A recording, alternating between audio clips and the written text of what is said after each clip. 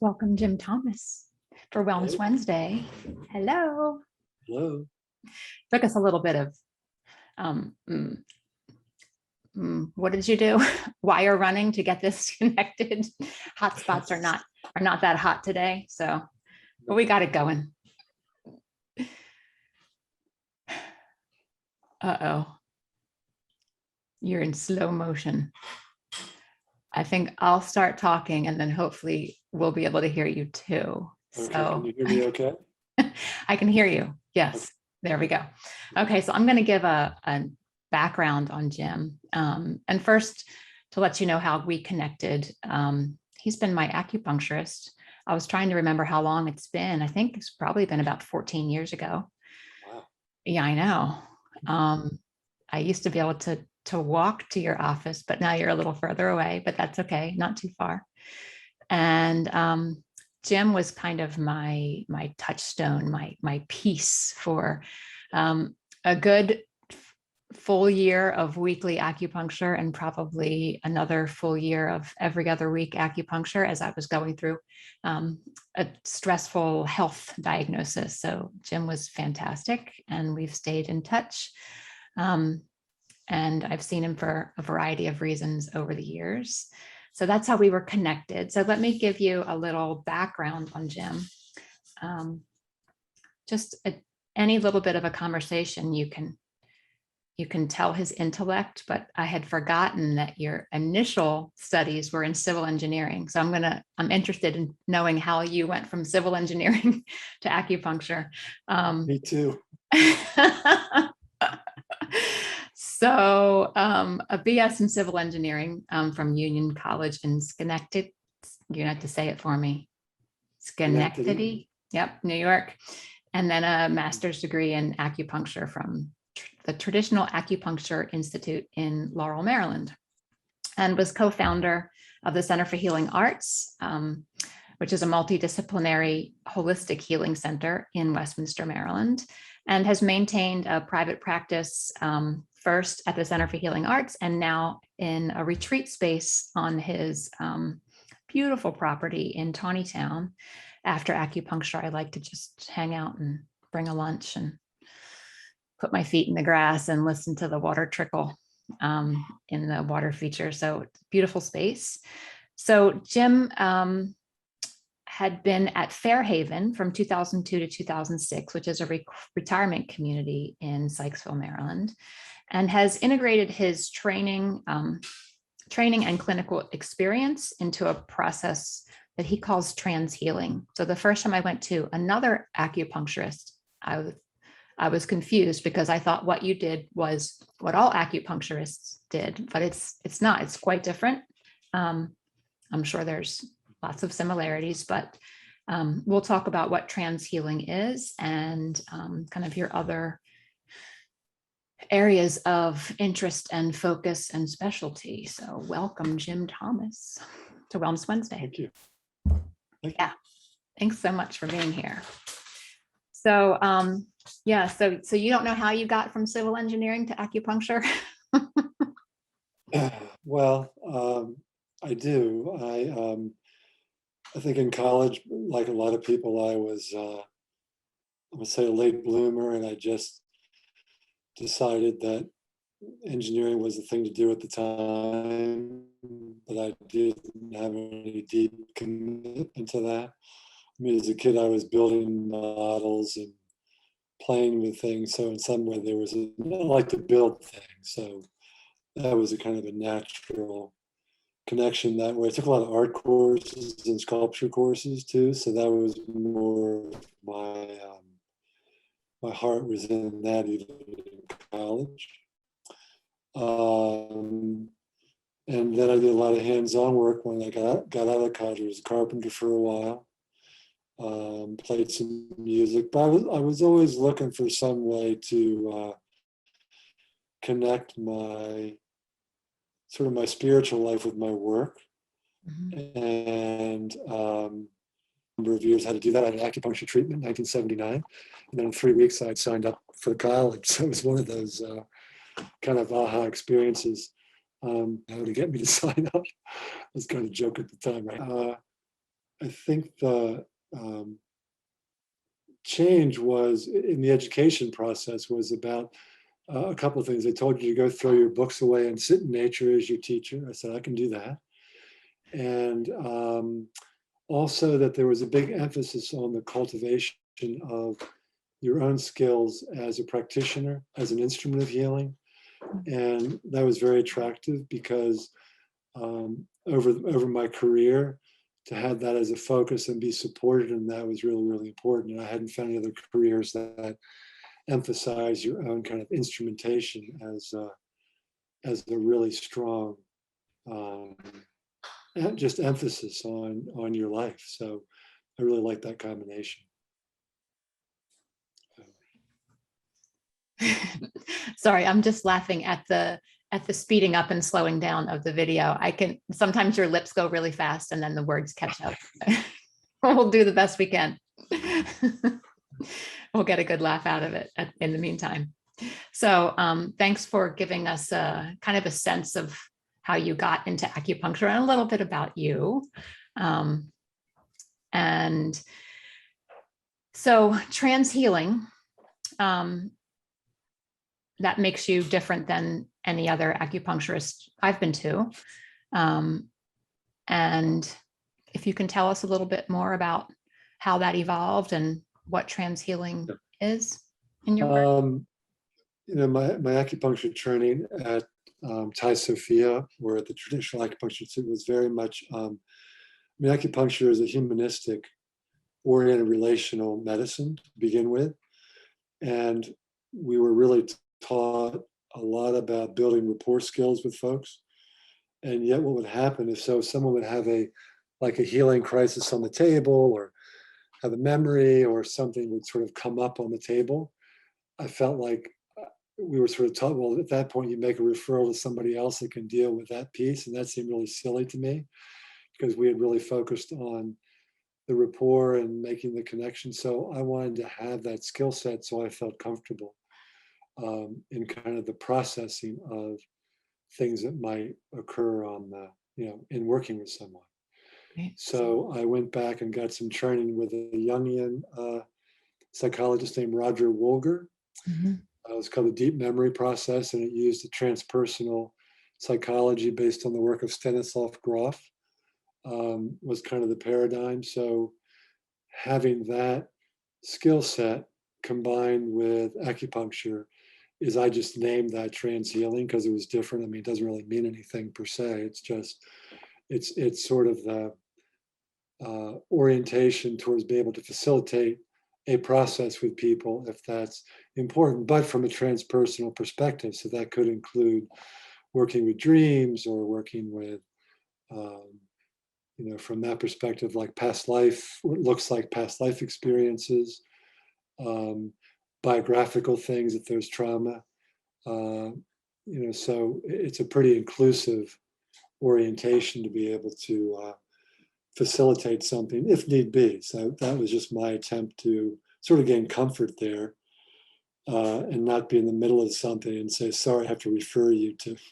Right. And at the time, there weren't a lot of people that were working in sort of somatically based therapy. So sometimes the referral would not necessarily be appropriate, but if I was working with a client in a certain way, let's say through a experience of their symptoms in their body, and my orientation was to use a symptom as a messenger, or as a way to look at themselves or their healing process.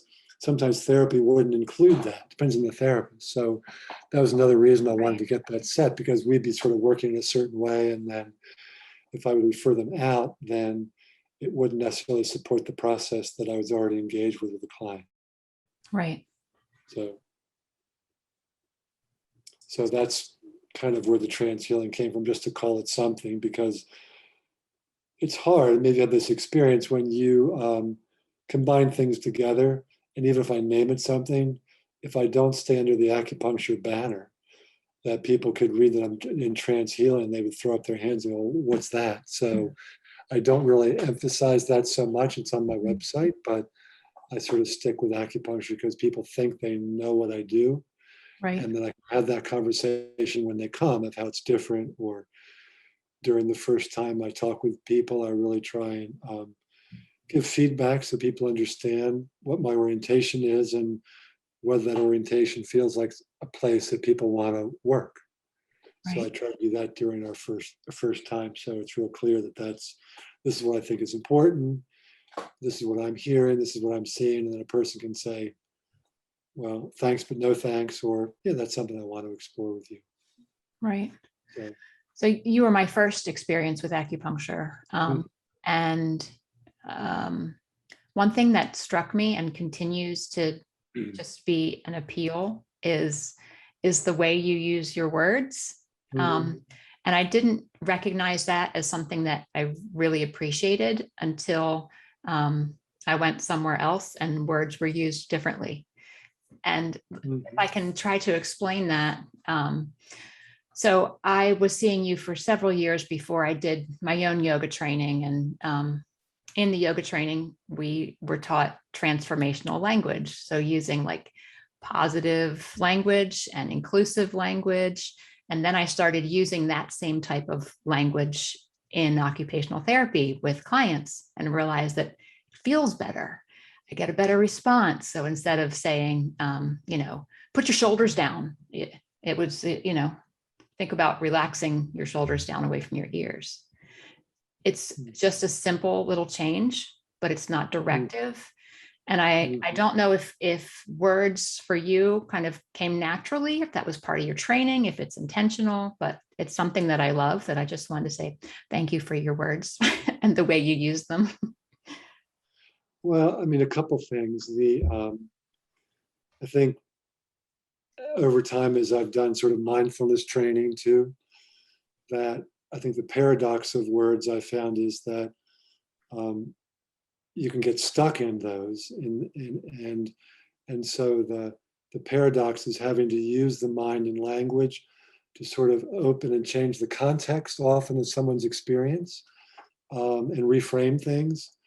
So because our language can reflect the habituation of our condition with how we use words and the words that we use, how we describe things. And sometimes, ironically, if people are in therapy a long time, even they start to define themselves in terms of, let's say, a pathology, in terms of a therapy, all those kinds of things. So I really listen for places that are habituated in that way. So sometimes my use of language comes to try and encourage people to change the context and undo some of those places.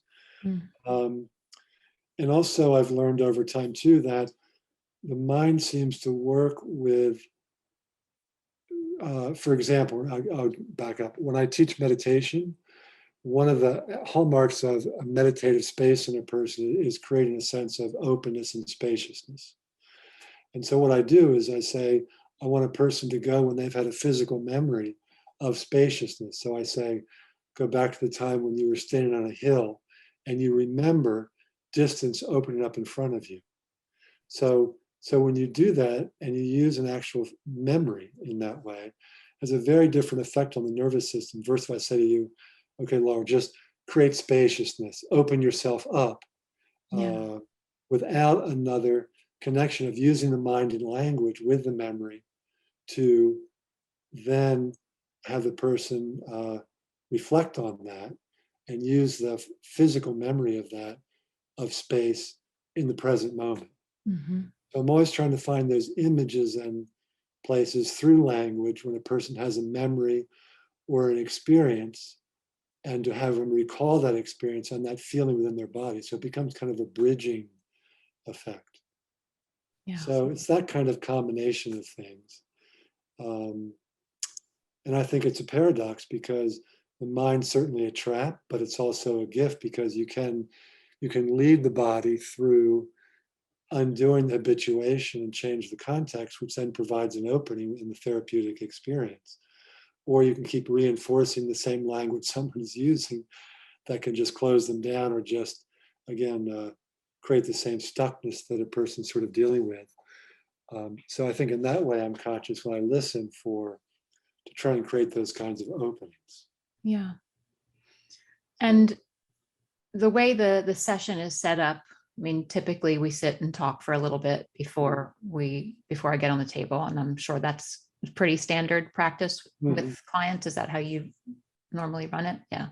So there's lots of time that we're not quiet, and Yeah. you're kind of feeling with your hands, and there's a communication there as well, but wordless. So you're good at words and communication without words both.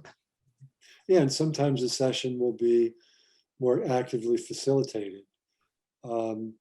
If someone's having an experience in their body, let's say that there's a sensation that's happening, a person might be confused by that, or if a memory is happening that maybe feels frightening or whatever the feeling is, and they say to me, Jim, I'm having this memory. So then language becomes very important in several ways. One is to keep the client in the present moment with their use of language, even though an experience could come up which could look like something when they were at a younger time.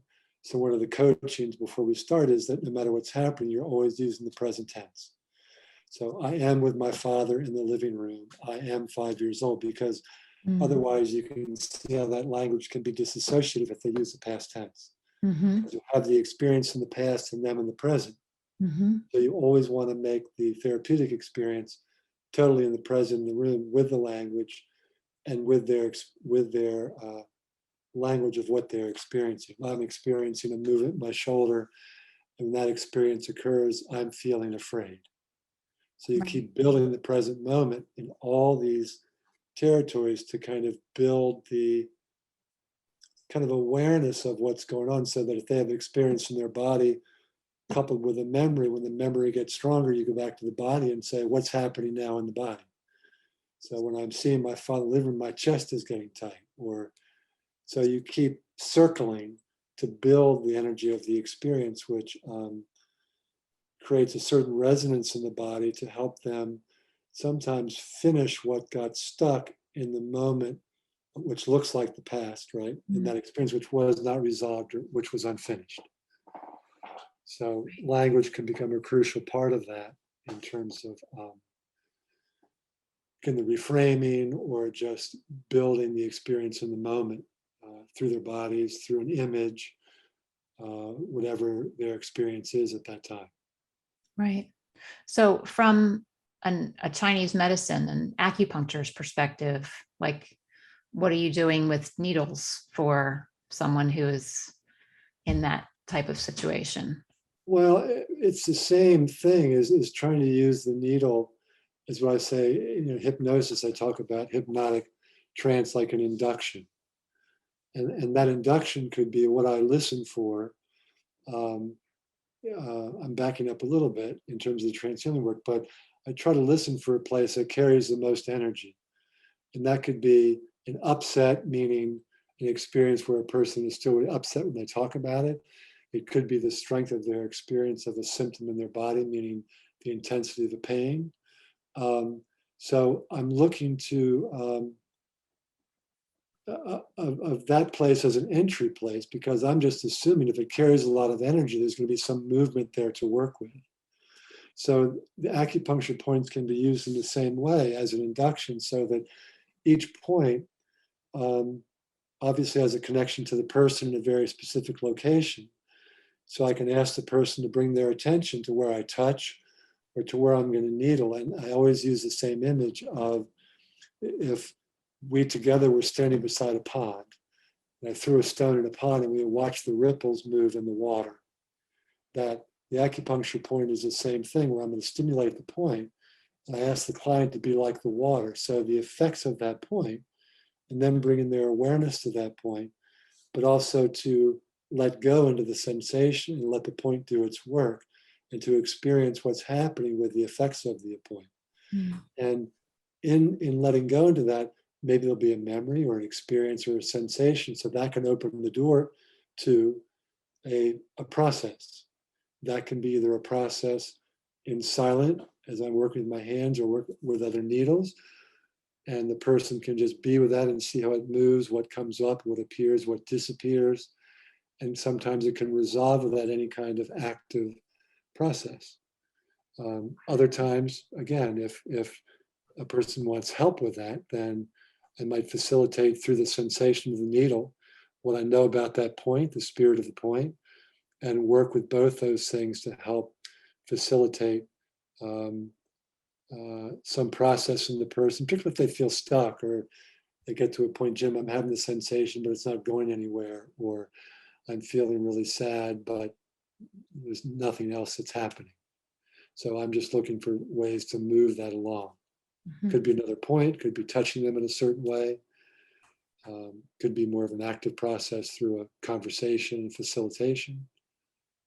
Right. So, And if somebody says, this is all pretty woo-woo, can I just come to acupuncture because my neck hurts, which is, I think, the original reason why I came to see you. My of neck was, course, yeah, and I think that gets back to language again. I don't want yeah. to, start a process with someone or even have the kind of conversation we're having Mhm. if that's going to be disconnecting for the person. So Right. right away, you have to be really careful if they're coming for their neck.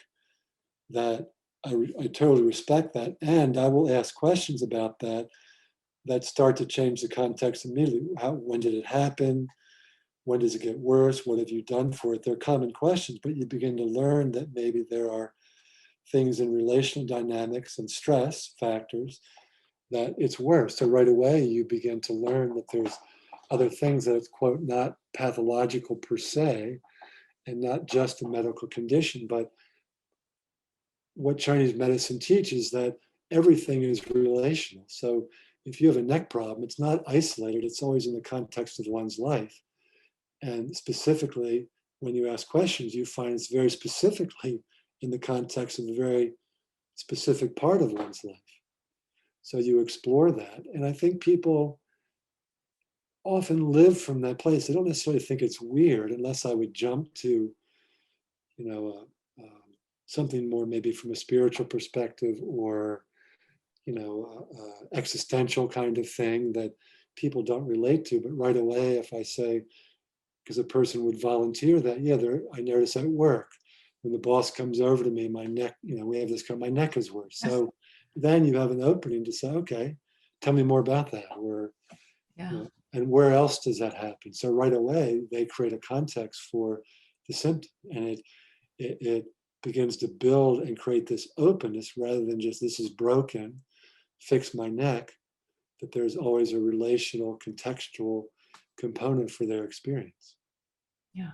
And that's what I want to do. I want to explore that to empower a person, but really in those situations. So the symptom then becomes a messenger for being empowered in situations rather than just something's broken and that the person's going to fix it for them or whatever, that leaves them, to me, really powerless with what's happening when they're viewing the power and the healing relationship all outside themselves and in the hands of the practitioner. So I don't want any part of that. Yeah. So you mentioned Chinese medicine being relational, everything is connected to something else. Can you explain a little bit more about Chinese medicine? I mean, is acupuncture one aspect of Chinese medicine? I don't know much, and there's probably others out there. Yeah, there's an herbal tradition. There's a hands-on tradition, sort of three legs of the stool, and the needling tradition. So any one of those, and herbs, also food would be included under the heading of food. So any one of those is an entry place of working with someone. There'll be some people that are just herbalists. Some people do hands-on therapy. Tui Na is one massage technique, or Qigong, which would be more of an energetic component. And there are many other therapies, not just Chinese medicine, but in different Asian cultures, whether it's shiatsu or other traditions that might combine hands-on work that's based on meridian therapy, but also an energetic paradigm. Okay. So there's lots of ways to do that. But philosophically, the most important thing is that a human being is always in relation to really the universe in the biggest picture, right? But the subsets of that are you're in relationship with your own condition in the world, right? Between yourself, you're in relationship with your family, you're in relationship with your work, you're in relationship with your partner, if you're partnered. So there are levels of selves that are always contextual and relational, up to your gender, because there are very specific things for male and female and certain stresses of being male and female in our culture that are important, all the way up to being a human being and more existential kinds of things. What it's like to face life and death. What's it like to be alive? I mean, they're questions that might seem sort of woo-woo, but they're a part of the human experience. And so for me, listening for a person when they come, where's most of their energy spent in terms of their stresses or in terms of where they're not comfortable? Is it their primary romantic relationship? Is it work-based? Is it more just self-talk that's self-critical? So you want to listen at the level at which the difficulty lies, or the struggle is most apparent. And usually for most people, that's a multiple level, or that what's interesting too, if they're stressed in a relationship, obviously that the way they're stressed will not just be there, it's going to be carried into the self-talk within themselves and into their workplace. I mean, you'll see it mirrored in other places. They might identify the stressor at work or in their romantic relationship, but obviously you can't leave the person's relationship with themselves out of that place. But a person will define their symptom in those kind of places, about again being worried about a parent, or again a boss, or whatever it is. So they'll bring that to the session as a starting place, Right. to kind of explore. Yeah. Thank you for all of that and for kind of giving an overall picture of Chinese medicine. I went to a traditional Chinese medicine conference that you recommended. That's been years ago, and I did some Tai Chi, but I still didn't have like a really, or some Qigong, and didn't have a real clear understanding of the broadness of it. So thank you. I also appreciate when you give like little tidbits of you need, or you never say do this. It's always a suggestion that usually rings true. And I'm like, yes, I do need to do that. Like go put your feet in the dirt and go dig in the garden, get grounded. I mean, and that's how I got connected with White Rose Farm, at that suggestion. You know, your kidneys could use some support. Oh yeah, I haven't had any beans in a really long time because I've been doing keto. Maybe I could have some kidney beans today. So I like appreciate the little tidbits of help that come with the needles and the conversation. It really is broader. So thank you for that. I'm gonna jump to another question that kind of ties my current work, which is brain wellness and dementia prevention. And wondering from your perspective as an acupuncturist, and as a musician, because you do sound healing, which we'll talk about, and you worked in a community, in a retirement community for several years, like maybe I can just broadly open it up. If somebody came to you and said, I'm concerned about my memory, or my mom has Alzheimer's, is there anything I can do? I mean, would you address this in any way? Is that too broad? Yeah, no, in Chinese medicine, more looks at that from the function of the mind rather than the mind from a biochemical just standpoint. So depending on like how the memory or how their cognitive functioning has changed. For example, a lot of people might say I have trouble focusing, or I have trouble remembering emotional things, or I have trouble with factual memory. So it's sorting out the function of the mind. And then in Chinese medicine, there's different ways to support that. So it's not just about let's say, supporting the mechanics of the brain aspect in terms of that functioning. So that'd be the first kind of questions I would ask. I'd also look at some practical things around nutrition, which would also dovetail in with a kind of memory that's been stretched. For example, if someone has trouble focusing and concentrating, in Chinese medicine, that's related to the energy of the spleen. So knowing that right away, for me, that plugs into a whole cascade of support around dietary support, acupuncture regimens. If it's based on the person's constitutional background, then there might be other suggestions in terms of tending oneself in a certain kind of way about how they balance taking care of others and taking care of themselves. So there'd be a whole litany of things that would arise out of spleen care, which is a funny thing to say to somebody.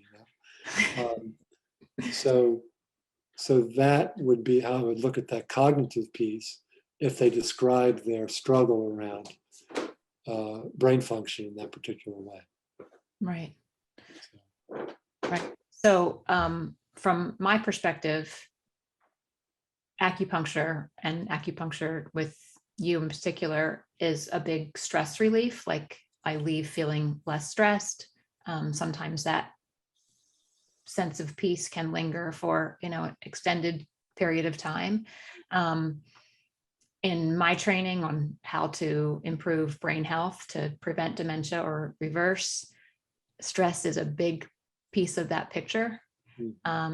So, do you use anything other than needles on the table to help educate people about stress relief and how to encourage? Yeah, and again, from the Chinese paradigm, it's all stress. That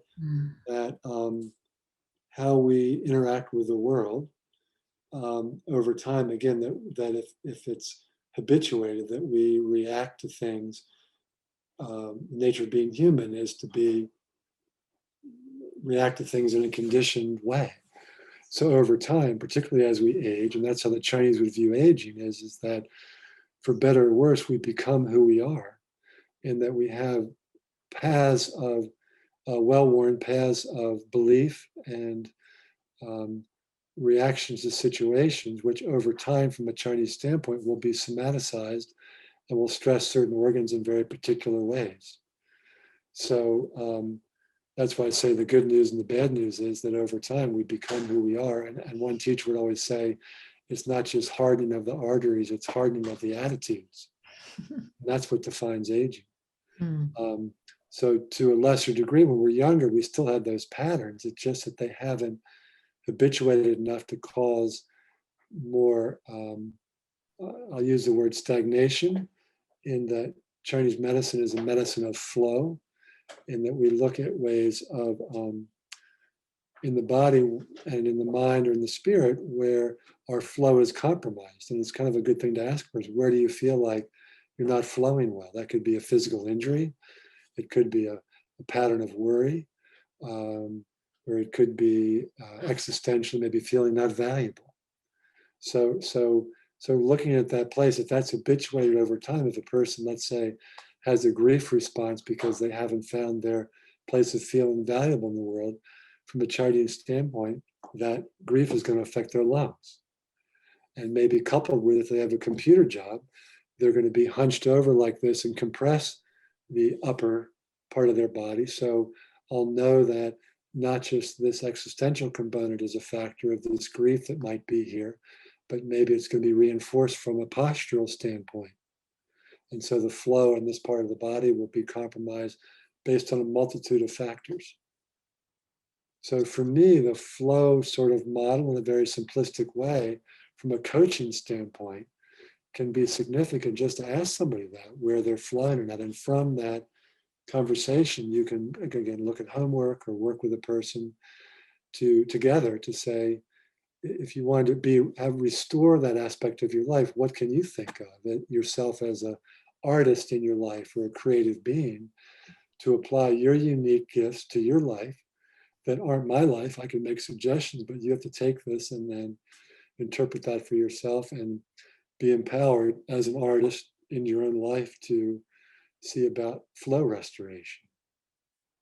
Right. Cool. Cool. Yeah. Whenever you talk, I get very visual images. I'm dancing and flowing in my head right now. Yeah. So speaking of kind of creative outlets and flowing, you're a musician and your son is a musician, and you've kind of gathered a group of musicians and used sound as healing. Can you explain a little bit more about that and share how you use it in your practice? And Yeah.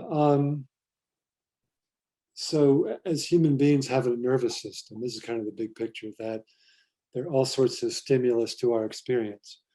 And that could be things that would be more at a grosser level, meaning touch is a stimulus, or more subtle, looking at sound and light, warmth, cold, I mean, all these kind of things are, again, what human beings respond to. And based on being human and have a certain tuning of our nervous system, that we're sensitive to certain frequencies. And I'll call touch even a frequency. It's a grosser frequency. Obviously, sound is a frequency and light is a frequency. So within acupuncture paradigms, you can stimulate points in all those fashions. You can stimulate with touch, a needle being a special case of touch. You can stimulate with sound or light. And most people know, if we look at sound in particular, that people have experience with music that's often very moving, based on music that we love or certain expressions of music during our lives that has a very profound effect. So I don't think per se that you have to use necessarily sound in a very specific context, like frequencies of sound, to do healing work, but to look at, in a broad way, first to identify if music is an orientation for a person and sound in their own lives. That'd be the first thing in terms of sort of backing into my acupuncture practice. It's very, very powerful. In terms of very specifically how you can work with sound, what the way that in both personally and working with the musicians I work with, we found that creating a sound environment was what we wanted to do, so that we didn't want to take like a certain frequency for the kidneys, like a D note, and blast a person with D from a frequency perspective, which can be done. I mean, people work, that's one aspect of healing. But what we found is if you create an environment with sound that is opening for a person and almost takes them on a certain kind of journey or puts them into a trance state, that I trust that in that state, things will reorganize themselves, and that the person's own capacity for healing will kind of be awakened in that, and they'll have their own experience and come out the other side with often a very, very profound experience.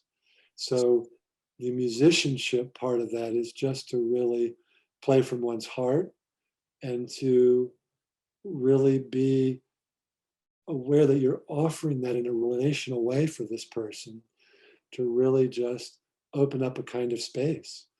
Um, um, so it's kind of simple in some ways. I mean, there are things technically that we do that we use as, we have a vibroacoustic table.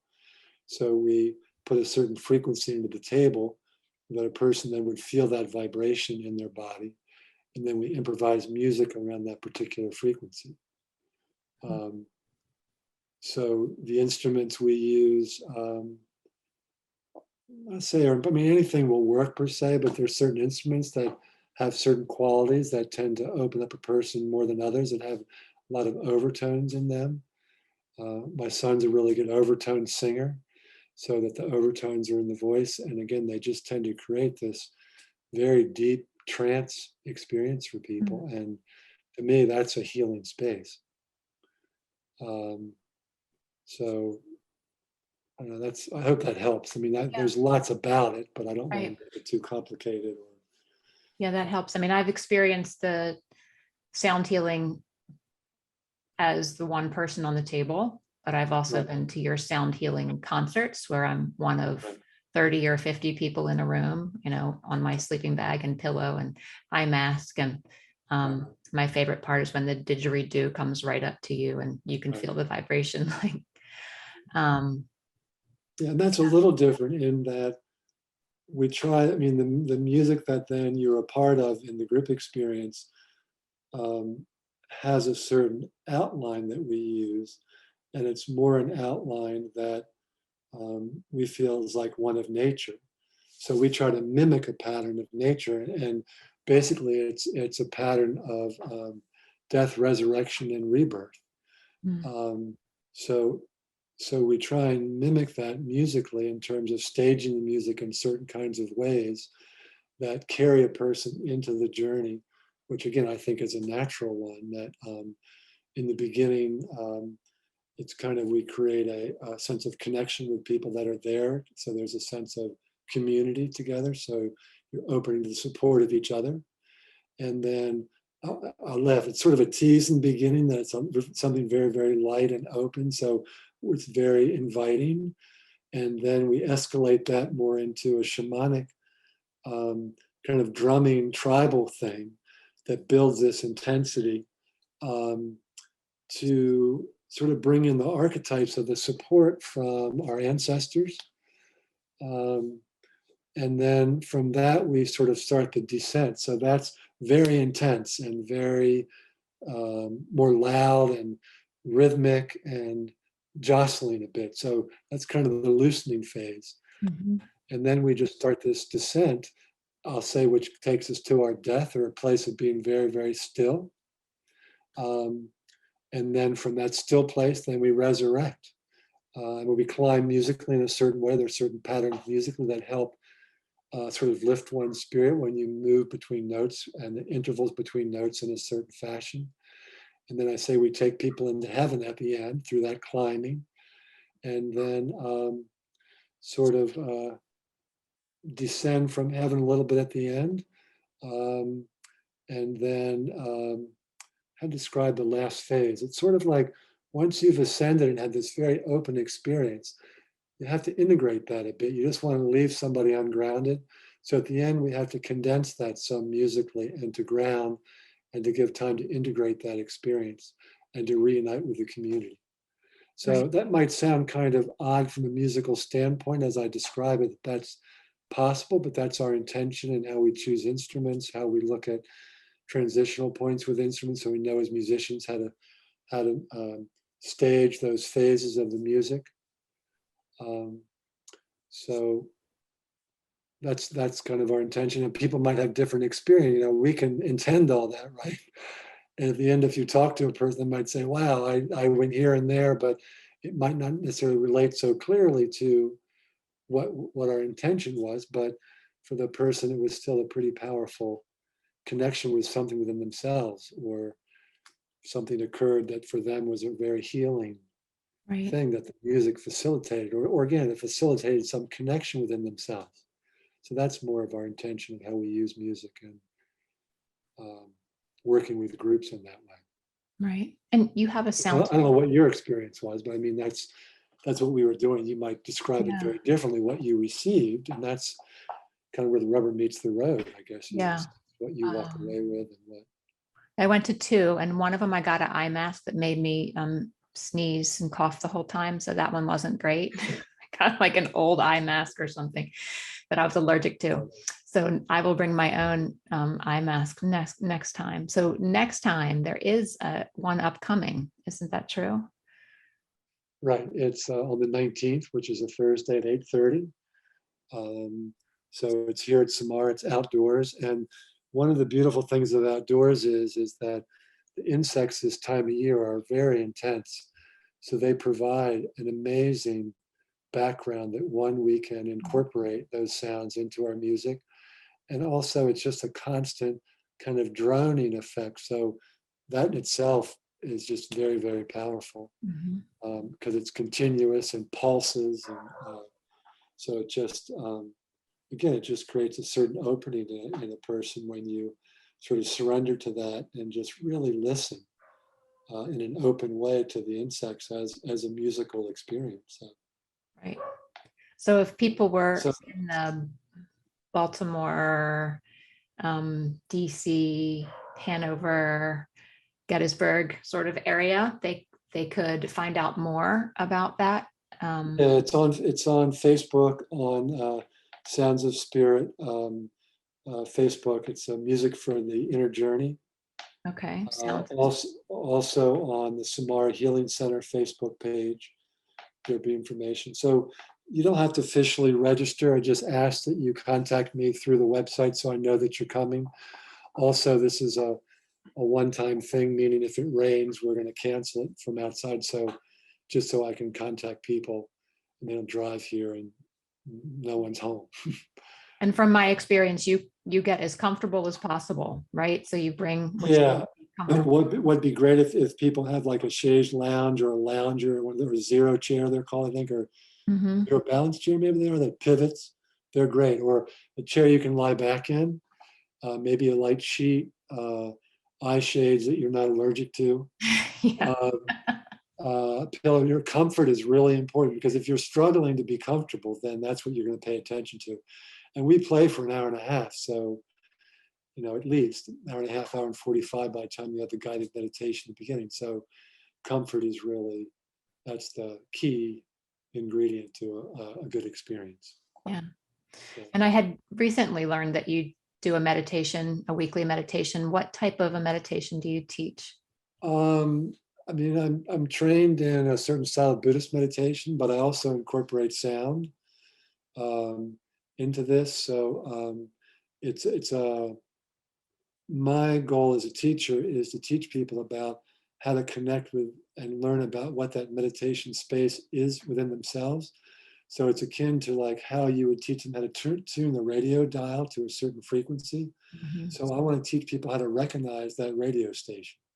So I use lots of things. So it's not necessarily technique based as much as like a mantra thing or breathing techniques, although that can be part of the experience, but it's guided in the beginning and then use sound. And then there's a quiet time. It's just the general kind of rhythm of the experience.